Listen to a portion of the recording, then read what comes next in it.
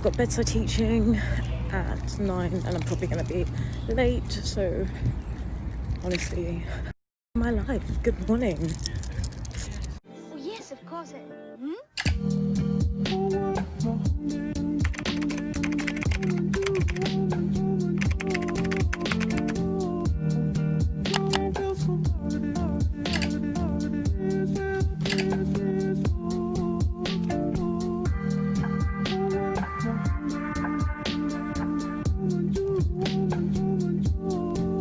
Hello everyone. So basically I'm just going to quickly narrate this. So essentially I got back from uni on like the 22nd, and basically we used to have fish, and then my parents gave the fish away, but they left the tank. They were going to sell the tank, so I got home, realised we had no more fish. I was like, oh my days, I want to take the tank back up with me to uni and I'll have some fish at uni.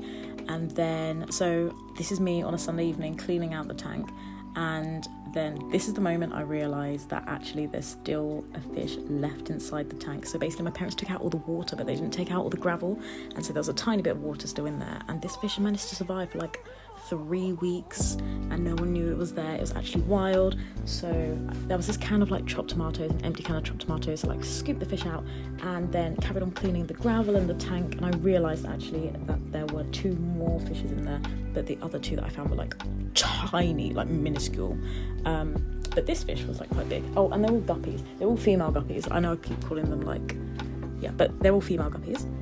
And yeah, so then this is me obviously like cleaning the tank, and I sped it up so it's super duper quick. And then I had to get going because at this point, I don't know, I was probably cleaning this at like maybe 5 p.m, 6 p.m, and this was on the Sunday, so I had to get back to uni. So that was me driving, and I stopped at the service station because I really needed a wee, and this is me filling up the tank, and I didn't have a filter or anything like that, and I couldn't buy one because it was Sunday and all the shops were closed, because it was like, at this point, I don't know, it must have been like 9 p.m. when I was back in Coventry. These little fishies, look how ill they look. It was really sad. And yeah, so I left them in that little container, in the protein container, overnight. And then this is me walking to the car early in the morning.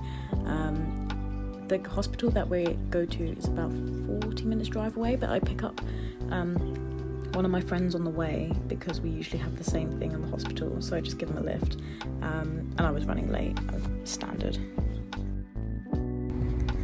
Good morning everyone.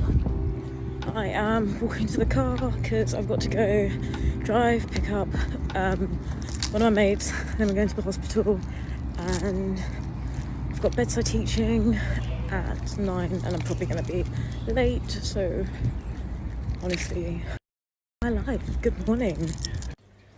Okay, so as predicted, we were a little bit late, and the first thing I had, I think, was bedside teaching, and like luckily, because we were both late, we actually ended up going in together. Oh, by the way, I changed when we get to the hospital, because you're not meant to travel in scrubs, so we get changed into our scrubs at the hospital.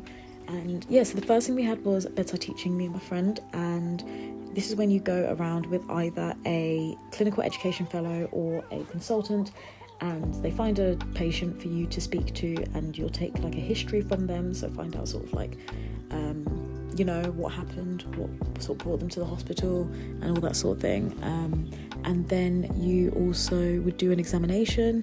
So my patient was in for like a respiratory problem, and he was honestly just amazing to talk to, and I learned so much, because afterwards, after both me and my colleague had like both done our histories and our examinations, so we had two separate patients, we got to sit down with the clinical education fellow afterwards, and she was really, really, really helpful in sort of talking about, potential differential diagnoses and answering all of our questions and giving us some feedback on how we could improve. So actually I thought it was really, really good and really productive.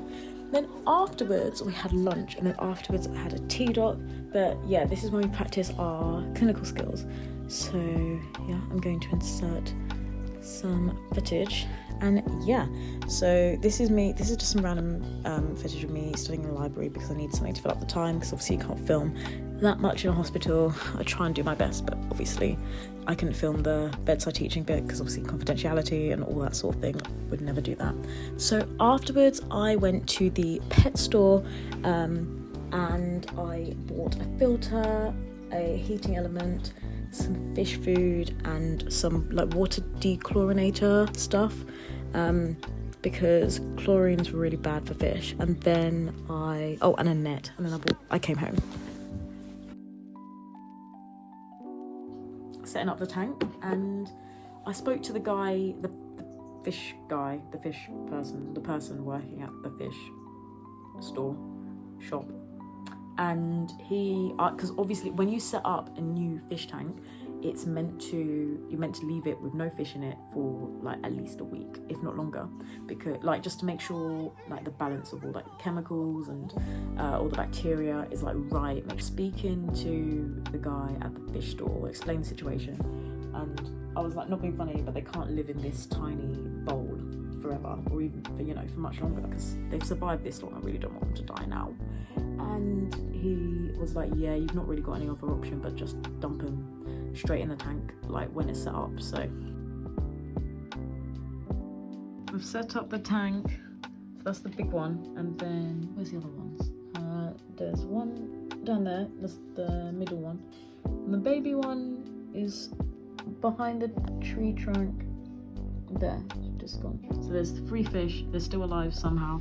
I went to the pet shop after the hospital, and I bought the filter and the heating element, and I bought some fish food, and I bought water conditioner, and I bought a net as well, because I thought if they don't survive,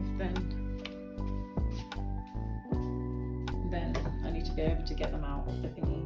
And it came to like £60, but the fish are alive, so